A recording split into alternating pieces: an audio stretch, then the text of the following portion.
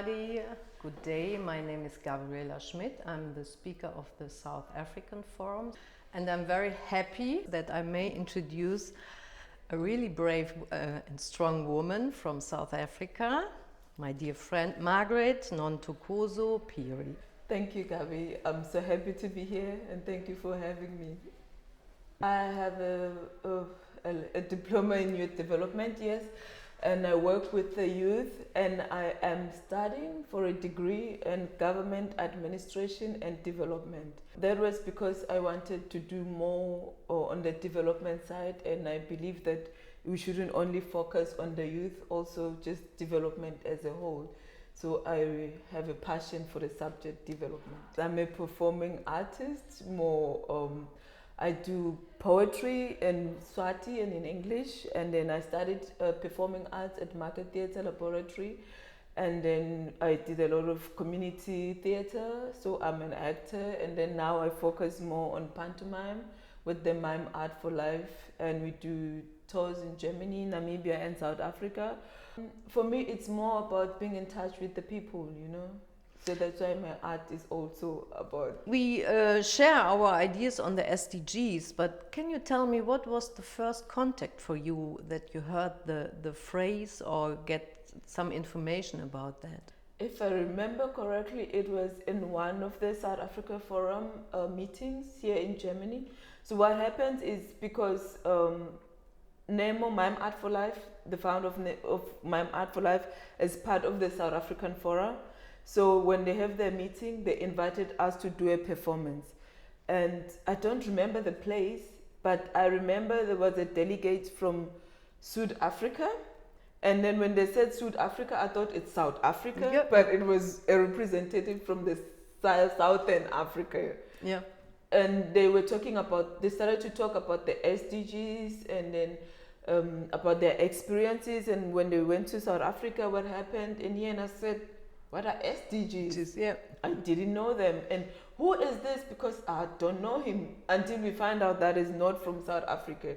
And then the second time was the same kind of setting of the meeting.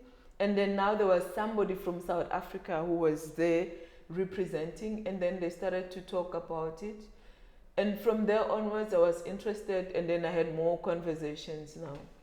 But it was at a South Africa Forum meeting. You get to understand what people are going through and also put it out there on the stage for the people and for the government, and also try to question them through your art.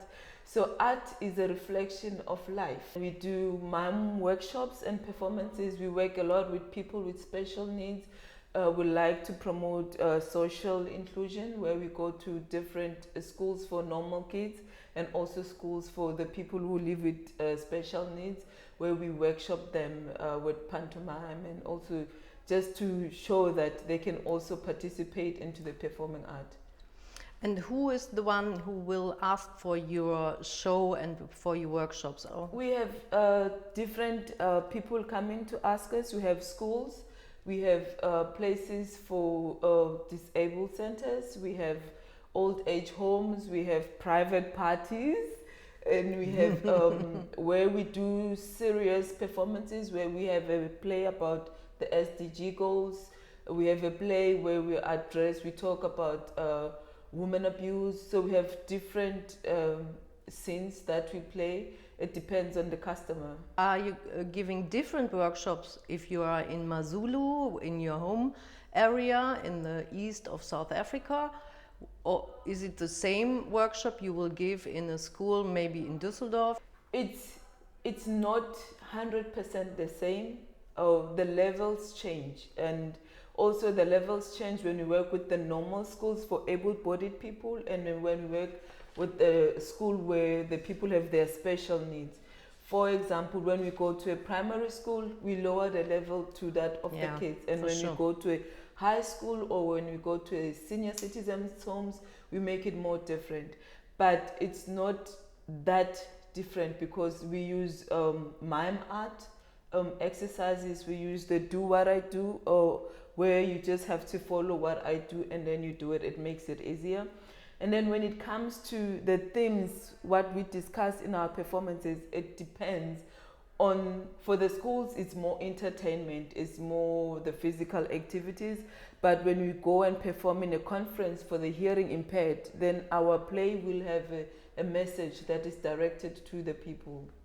So it's very different. And also in Matsulu, we do the same. But what's interesting is that because in South Africa, the people are more active, they always have a lot of energy. So with our techniques, we try to calm them down, do more slow movement to channel the energy on the inside. And whilst here, the people are always quiet and shy. So we try to do more to get them out there. That's the bigger difference that you can see. And here we also include music. We sing African songs. And then I'm not a great singer, but here in Germany I can sing for you. And at home I don't feel so comfortable singing because there's good singers there. But we do sing, and then we use music also to pass the message forward, yes. You mentioned that you have a piece or a workshop on SDGs. So Yes. how does that work? The play did not come easy. So there's the 17 social development goals. I attended different workshops where we learned about them. And the first time I know this was like, so these goals have been in existence for such a long time, and we people on the ground don't know about it. So we were fortunate enough that we were commissioned the play by Engagement Global to do the SDGs scene. And we looked at the goals and we say, what can we do with no poverty? What do they mean? What does it mean for us? And we see poverty every day. So what we do on the scene is that we show you what is poverty, and then we show what we wish to be, that people should have food, people should share. So we have, we show you the SDG goal as it is, and then we show you in a small scene on how you can make it better. And to do SDG workshops, when you do the talking, people can hear you and understand you. But when you do a show, people are always thinking about it, like, how did they do that? Oh, so this is what they mean. In Namibia, we performed, we did the first 5 goals with the kids from the school where they were of the hearing impaired. So we with Mime Art, we don't talk. And we said, what does partnership for the goal mean for us? Because that's the last goal, and we wanted to take it out there.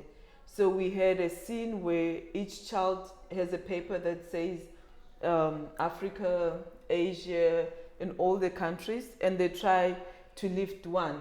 Like Africa can try to lift Asia, and then they're like, oh, I can't do it. And then play that, yeah. Yes, then the other continent comes, and then they say, I alone, I can't do it. But together as everybody, we try to pick them up, and then it's possible.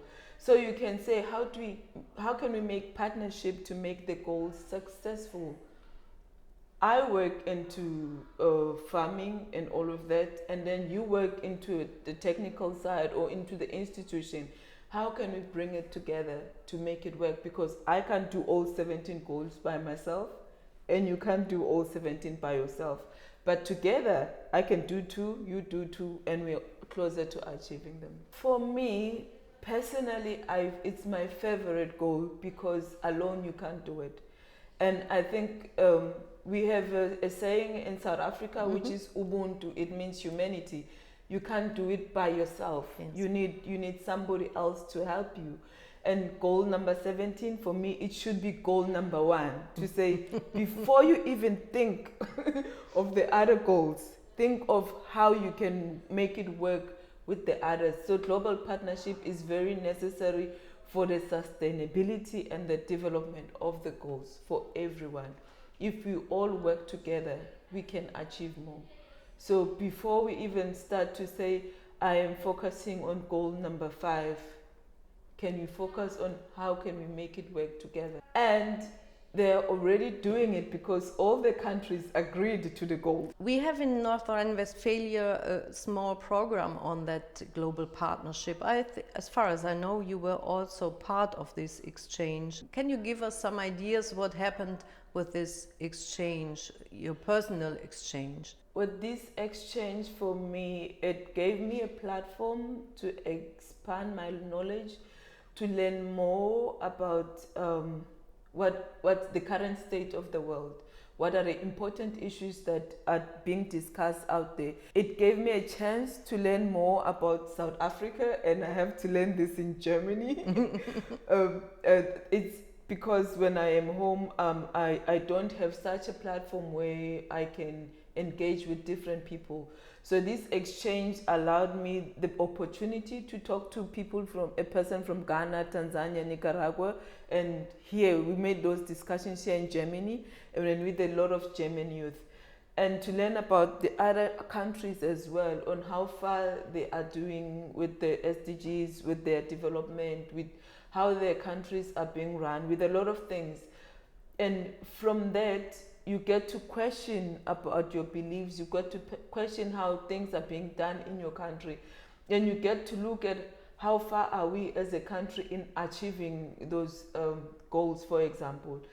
And you want to learn more, you want to do more. That's why when I went home, I said, in whatever situation that I was in before, and obviously I'm going back to it, but how can I make it better? With the little that you have, how can you make it better? How do you stay in contact with the others who you have been with? So we have a group, a WhatsApp group, where we talk a lot about, oh, I'm doing this now, I'm doing that. And for me, I long for the 4 people or the 5 people who are involved to meet in 5 years' time, to say from our encounter, we went home and we did this. And we were fortunate enough that we could implement gardens in our countries. And we saw pictures and videos, it was good, but how far will it last? Will it be sustainable or not? But I would say that exchange gave me an opportunity to discover myself and learn more. And I wish everybody can have that opportunity.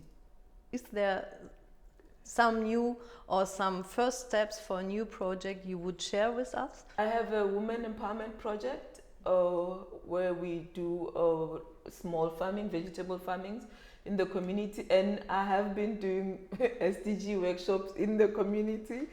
I wish for my project to grow. For now, I was thinking of implementing an art center, because we do have a space, it's not so big. And then I wish for kids to be involved in the performing arts, because when you do performing arts, you improve your confidence, you get to be able to talk and learn new things. There's a lot of things you can learn, there's a lot of skills you can learn, but just as a basic for that, so that you can be able to hold interviews. I would like to have that center where I welcome all the kids to come and play, so that they can also learn farming.